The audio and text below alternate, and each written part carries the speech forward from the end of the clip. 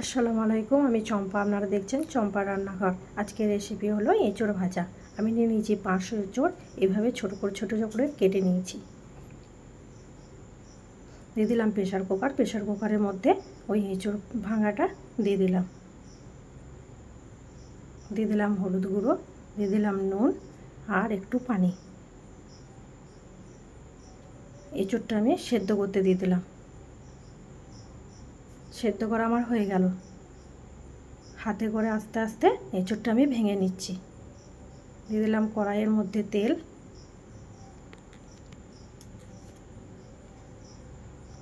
নিয়ে বাদাম দিয়ে দিলাম। বাদামগুলো আমি ভেজে নিচ্ছি।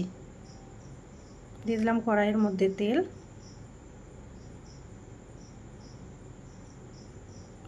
একটা তেজপাতা আর 6টা শুকনো লঙ্কা। এইভাবেই নেড়েচেড়ে আমি ভেজে নিচ্ছি। দিয়ে দিলাম 5 ফোড়ন 1 চামচ। ভালো করে যখন লাল হয়ে গেল দিয়ে দিলাম পেঁয়াজ, একটা ছোট পেঁয়াজ।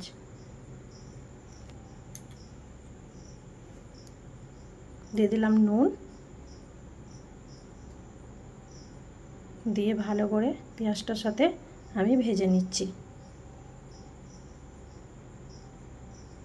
দিয়ে দিলাম একটা রসুন বাটা 1 চা চামচ।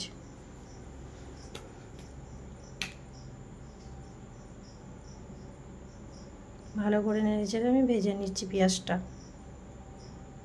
1 চা চামচ আদা বাটা। আদাটার সাথে পেঁয়াজটা দিয়ে আমি আবারও ভেজে নিচ্ছি। ভাজা হয়ে যাবার পর ওই ভাঙা এঁচোড়টা দিয়ে দিলাম। দিয়ে আস্তে আস্তে আমি নেড়ে নিচ্ছি। এইভাবে 2-4 বার আমি নেড়ে নেব। দিয়ে দিলাম বাদাম ভাজাগুলো, আবারও আমি নেড়ে নিচ্ছি।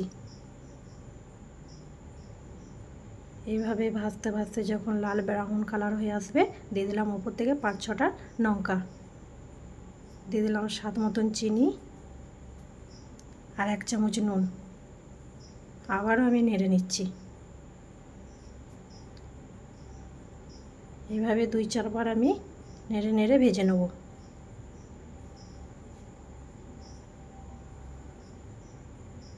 এইভাবে নাড়তে নাড়তে যখন আমার লাল ব্রাউন কালার হয়ে আসবে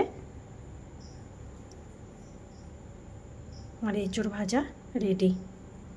আজকের রেসিপি ছিল এঁচোড় ভাজা। খুদা হাফেজ।